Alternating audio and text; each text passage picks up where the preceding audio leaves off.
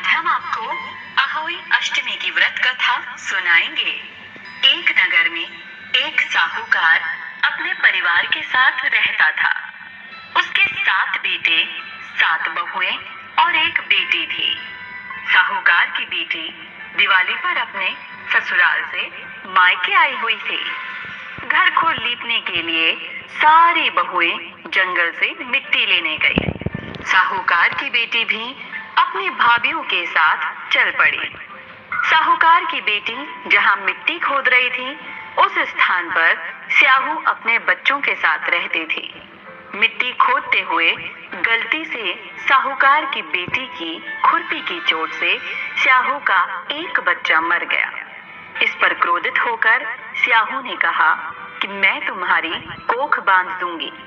स्याहू का वचन सुनकर साहूकार की बेटी अपनी भाभीओं से एक-एक कर विनती करने लगी कि वो उसके बदले अपनी कोख बंधवा ले। सबसे छोटी भाभी अपनी ननद के बदले अपनी कोख बंधवाने के लिए तैयार हो गई। उसके बाद छोटी भाभी के जो भी बच्चे होते, वो 7 दिन बाद मर जाते।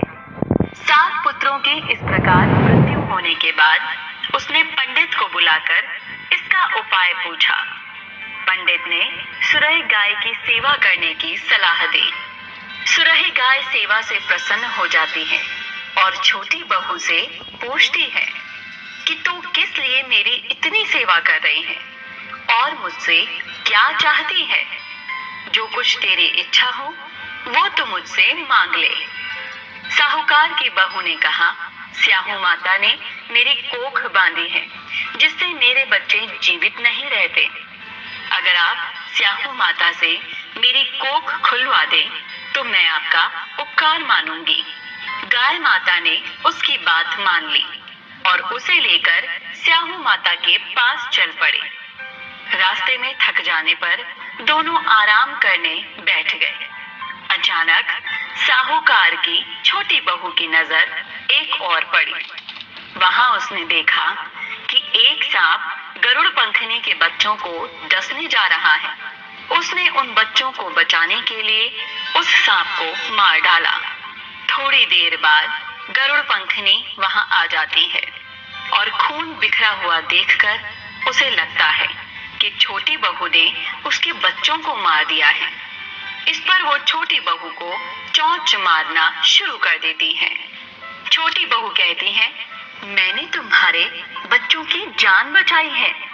गरुड़ पंखनी ये सुनकर बहुत खुश होती है और वो छोटी बहू से कहती है कि वो किस प्रकार उसकी मदद कर सकती है। छोटी बहू कहती है कि वो उसे स्याहू माता तक पहुंचा दे। गरुड़ पंख ने सुरही गाय और छोटी बहू को अपनी पीठ पर बिठाकर 7 समुंदर पार स्याहू माता के पास पहुंचा दिया। स्याहू माता सुरही गाय को देखकर बोलती है कि बहन, तुम तो बहुत दिनों में आई हो। और फिर उनसे कहती है कि मेरे सिर में बहुत जुएं पड़ गई हैं। तब साहूकार की बहू उनकी जुएं निकाल देती हैं, जिससे स्याहू माता खुश हो जाती हैं और उसे आशीर्वाद देती है कि तेरे 7 बेटे और 7 बहुएं हो। छोटी बहू बोलती है, मेरे तो एक भी बेटा नहीं है, 7 कैसे होंगे। स्याहू माता पूछती है, क्या बात है। तब बहू बोली कि आप वचन दो तब मैं बताऊं क्या हुआ। माता वचन देती है। तब बहू बताती है कि आप ही ने मेरी कोख बांध रखी है जिससे मेरे बच्चे नहीं जीते। ये सुनकर स्याहू माता बोली कि तूने तो मुझे ठग लिया। मैं पहले तेरी कोख नहीं खोलने वाली थी, लेकिन अब तो मुझे खोलनी ही पड़ेगी। जा, तेरे 7 बेटे और 7 बहुएं हो। तू घर जाकर अष्टमी की पूजा करना और उसका उद्यापन करना।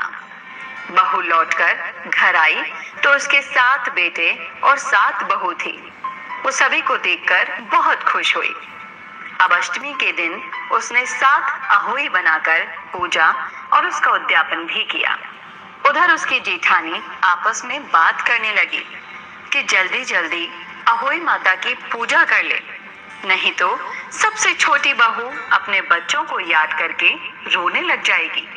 जब उसके रोने की आवाज नहीं आई तो उसने अपने बच्चों से कहा कि जाकर देखो चाची अभी तक रोई क्यों नहीं। बच्चों ने देखा तो वहां चाची कुछ मान रही थी और उद्यापन और पूजा की तैयारी कर रही थी।